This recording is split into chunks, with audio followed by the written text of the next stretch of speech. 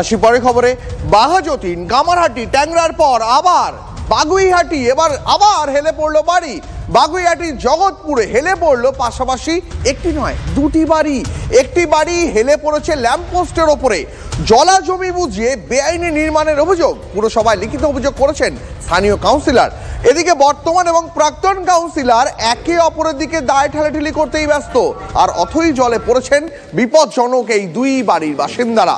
নাকের ডগায় এটা বেআইনি দুটো বাড়ি তৈরি হয়ে গেল, এক বহুতল তৈরি হয়ে গেল, অথচ জানতেই পারলো না বিধাননগর পুর নিগম। আপাতত নোটিশ দিয়েই দায় সেরেছে পুরসভা।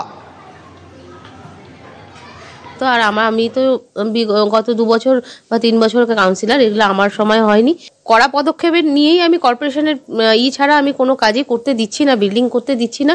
তো এরপর থেকে আরও একটু স্টেপ নিয়ে দেখতে হবে। এগুলো তো পার্সোনাল বাড়ি সবার, এবার এই পার্সোনাল বাড়িতে তো আমাদের কাউন্সিলরদের আপনারা জানেনই সেরকম কোনো আমরা কোনো রকমই বাড়ি সংক্রান্ত ব্যাপারে আমাদের কোনো রকম কোনো কিছু থাকে না। এটা হলো তৃণমূলের বাংলা, এগিয়ে বাংলা।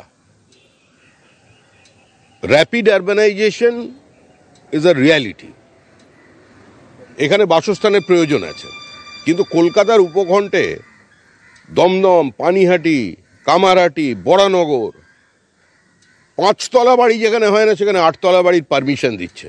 সমস্ত জায়গায় কাউন্সিলরদের রফা। এক একজন ইঞ্জিনিয়ারের খালি রোজগার দেখুন। হেলে পড়া বাড়ি নিয়ে বর্তমান কাউন্সিলর দায় চাপাচ্ছেন প্রাক্তন কাউন্সিলরের উপরে, আর সেই প্রাক্তন কাউন্সিলর তিনি কি বলছেন শুনুন। ওই অঞ্চলে যিনি দেখাশোনা করেন মলয় চক্রবর্তী, উনি ওই রাস্তাটা করার জন্য বলেছিলেন। এবার ওই রাস্তাটা করার পরে তারপরেই ওই জায়গায় বাড়িগুলো মিঠুন কর ও আর আরেকজন ওরা তত্ত্ব করে ওই জায়গাটা কিনে বাড়ি করে নিয়েছে। কিন্তু সেটা আপনার আমলে হয়নি, ওটা পরের কাউন্সিলের আমলেই হয়েছে। মলয় চক্রবর্তী সব জানে ব্যাপারটা, আমার সময় হয়নি। আমার সময় খবর পেতাম, আমি তো করতেই দিতাম না। পুকুরের উপর কোনো বাড়ি আজ পর্যন্ত করতে দিইনি।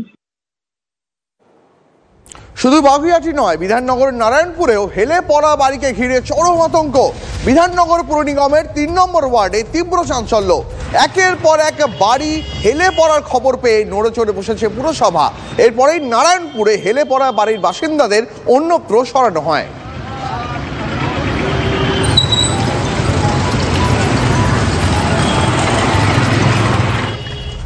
বাগুইহাটি বিধাননগরের ছবি তো দেখালাম, ট্যাংরা যেখানে গত কয়েকদিন আগেই বাড়ি হেলে পড়েছিল সেই ছবি দেখিয়েছিলাম।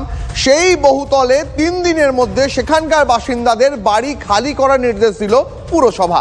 আচ্ছা, কার গাফিলতি, কার দায়ে, কার জন্য স্বাধীন হয়ে যাচ্ছে এই 13টা পরিবার? গোড়ায় গলদ বা নজরদারির অভাব? প্রশ্নে পুরসভার ভূমিকা। পরিস্থিতি খতিয়ে দেখতে ট্যাংরায় 7 সকালেই পৌঁছে যান পুরসভার ইঞ্জিনিয়াররা।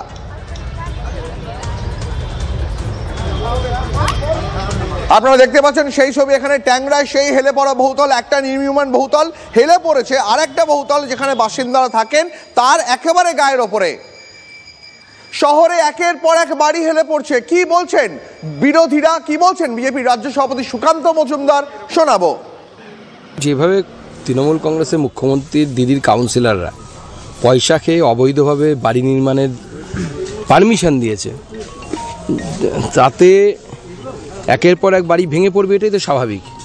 পিসার হেলানো মিনার দেখতে যেত, এখন পিসির হেলানো বাড়ি দেখতে আসবে সবাই পশ্চিমবঙ্গে।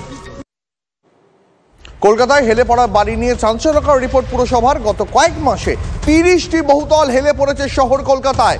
শহর জুড়ে সমীক্ষা চালিয়ে এই রিপোর্ট পুরসভারই বিল্ডিং বিভাগের। হেলে পড়া বাড়িগুলির মধ্যে 65% বেআইনি, এই কথা বলছে পুরসভার রিপোর্ট। নকশা অনুমোদন ছাড়াই বাড়ি তৈরি হচ্ছে উল্লেখ করা হয়েছে রিপোর্টে। যদিও এখনো পর্যন্ত কলকাতায় মোট বেআইনি নির্মাণ কত এই সংক্রান্ত কোনো তথ্যই দিতে পারেনি পুরসভা। আচ্ছা, কিভাবে পুরসভার নাকের ডগায় রাতারাতি বেআইনি বাড়ি তৈরি হয়ে যায়? পুরসভার নজরদারি কি তাহলে শুধুই খাতায় কলমে? উঠছে প্রশ্ন। না, আমি হটও করি না। এটাকে স্ট্রাকচারাল স্টেবিলিটি রিপোর্ট নিয়ে ইঞ্জিনিয়াররা ঠিক করবে, এটা মেয়র ঠিক করবে না, এটা ইঞ্জিনিয়াররা। না, সব হেলে পড়া বিপজ্জনক নয়।